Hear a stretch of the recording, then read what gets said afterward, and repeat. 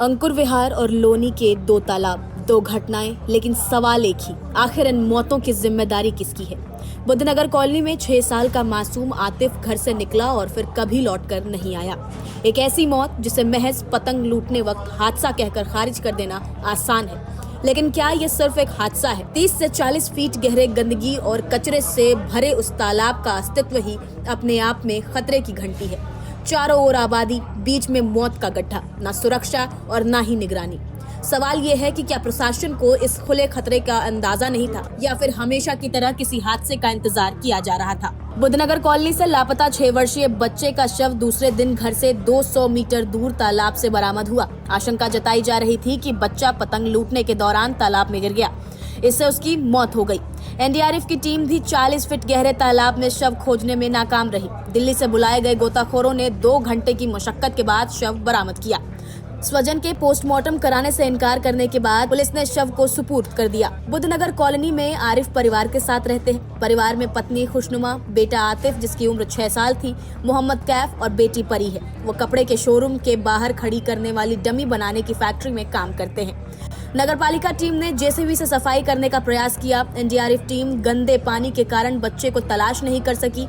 दिल्ली से 5 गोताखोरों को बुलाया गया। गोताखोरों ने करीब 2 घंटे की मशक्कत के बाद तालाब से बच्चे का शव बरामद किया। स्वजन ने पोस्टमार्टम कराने से इनकार कर दिया, जिसके बाद शव को सुपुर्द कर दिया गया। एनडीआरएफ जैसी टीम भी उस तालाब में बच्चे को ढूंढने में नाकाम रही। ये सिर्फ पानी की गहराई नहीं, बल्कि सिस्टम की लापरवाही की गहराई भी दिखाता है।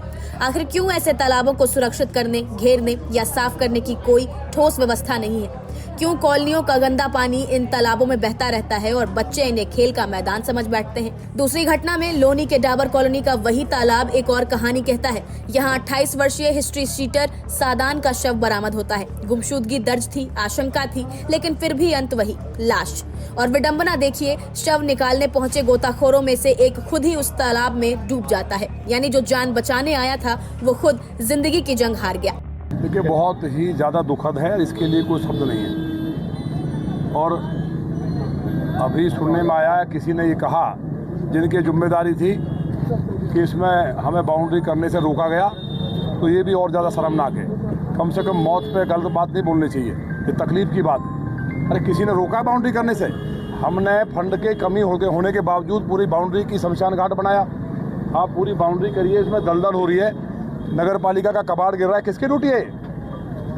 ये तो अधिकारियों का निकम्मापन है। FIR कर देनी चाहिए, जेल भेज देना चाहिए पकड़ के। और इसकी हम बात करेंगे माननीय मुख्यमंत्री जी से भी। 3 मौत के जिम्मेवार कौन है?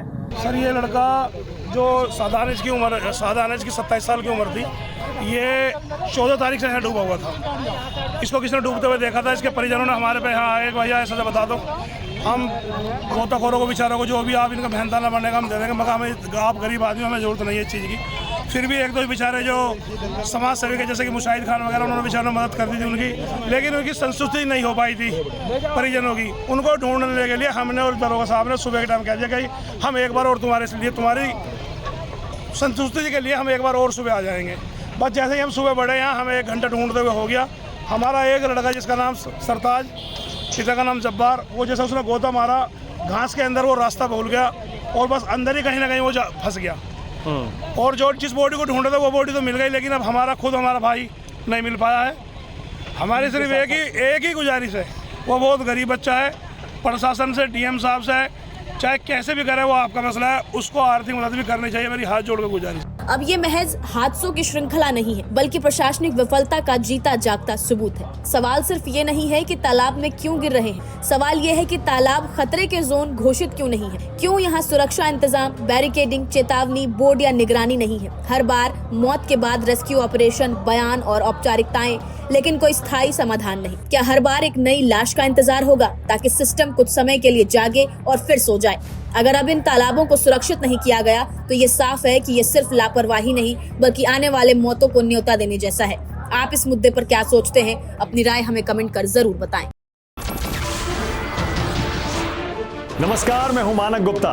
अगर आपको हमारा ये वीडियो पसंद आया हो तो इसे लाइक और शेयर जरूर करें, और हाँ, हमें सब्सक्राइब और फॉलो करना ना भूलें, ताकि आप देश और दुनिया की कोई खबर मिस ना करें। तो जुड़े रहिए हमारे साथ और देखते रहिए News 24।